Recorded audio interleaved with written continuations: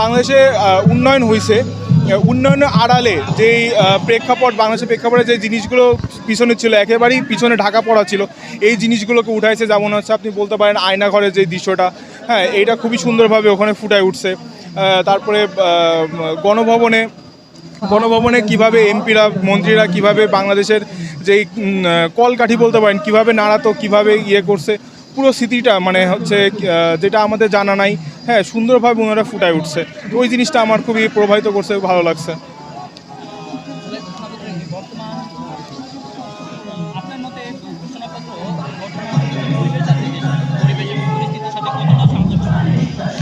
দেশের পরিস্থিতি যদি আপনি ওইভাবে দেখেন, এখনও কিন্তু খুব একটা ভালো পরিস্থিতি বলবো এটা না। হ্যাঁ, দেশের পরিস্থিতি এখনও খুব একটা ভালো স্টেবল হয় নাই।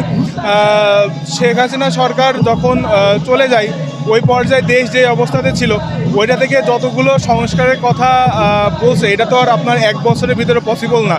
কারণ বিগত 16 বছরে দেশটাতে মানে বাইরের দিক থেকে মানে অনেকটা মাকাল ফলের মতো, বাইরের দিক থেকে দেখতে আপনার ভালো লাগলেও ভিতরটা অনেক কিছু ভেঙে আছে। তো এই ভাঙা জিনিসগুলো সংস্কার করতে এখনও এক বছর খুবই কম সময়। হ্যাঁ, তো মনে হয় না এক বছরের খুব একটা পরিবর্তন হবে। তো এর জন্য সুষ্ঠু একটা সরকার প্রয়োজন, আমরা যেটা বলে মনে করি।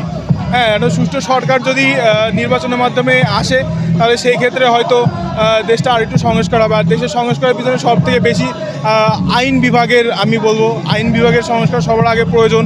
তারপরে আপনার হচ্ছে অর্থনীতি ব্যবস্থাটা সবার আগে প্রয়োজন। আমাদের সামরিক খাতে, হ্যাঁ, সামরিক খাতে সংস্কারটা খুবই প্রয়োজন। এইগুলো সংস্কার হলে আশা করি আস্তে আস্তে ইনশাল্লাহ বাকিগুলো ভালোভাবে হয়ে যাবে। হ্যাঁ হ্যাঁ, এখন জুলাইয়ের তো প্রথমে অবস্থানটা ছিল যে কোটা ভিত্তিক, যে হচ্ছে কোটাটা বাদ যাবে, সাধারণ যাতে সবাই কোটার বাইরে কাজ করতে পারে সেটাই পাবে। তবে আস্তে আস্তে এটা তো আপনার দেশের ভিতরে অভ্যন্তরীণ বিভিন্ন জায়গাতে আপনার হচ্ছে কী বলে, দেশের অভ্যন্তরীণ যেসব সমস্যা, স্বৈরাচারী সমস্যা বলেন, হ্যাঁ, বিভিন্ন রাজনৈতিক তৎপরের সমস্যা বলেন, এই সব কিছুর মাধ্যমে দিয়ে কোটা থেকে বিষয়টা তখন পুরোপুরি এককেন্দ্রিক হয়ে গেছে। তো যেই কারণে আমাদের হচ্ছে ভাইরা রক্ত দিয়ে এই জুলাইটাকে ফুটিয়ে উঠেছে।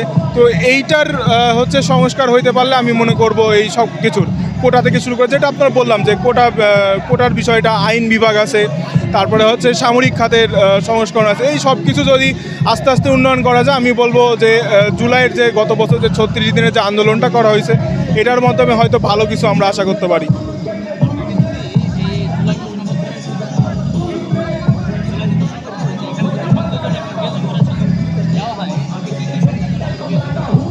আমি এখনও জুলাই ঘোষণাপত্রের ওইটা এখনও পুরোপুরি আমি ওভাবে দেখি নাই, তো এই জন্য আমি ওইটা খুব একটা ভালো বলতে পারবো না।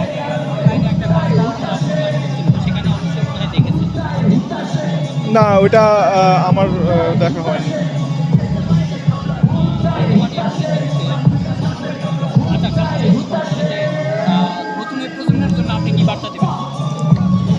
নতুন এই প্রজন্মের জন্য, আমিও নতুন প্রজন্ম, হ্যাঁ, নতুন এই প্রজন্মের জন্য বার্তা এটাই থাকবে যে বিগত 16 বছর যেভাবে স্বৈরাচারী সরকার বাংলাদেশটাকে বাইরের দেশের হাতে বিক্রি করে দেওয়ার মতো অবস্থা করে ফেলেছে, যেহেতু আমরাই জাতির ভবিষ্যৎ, আমাদের পরে যারা আসছে তারাই, আমরা সবাই মিলে বাংলাদেশকে আগিয়ে নিয়ে যাব।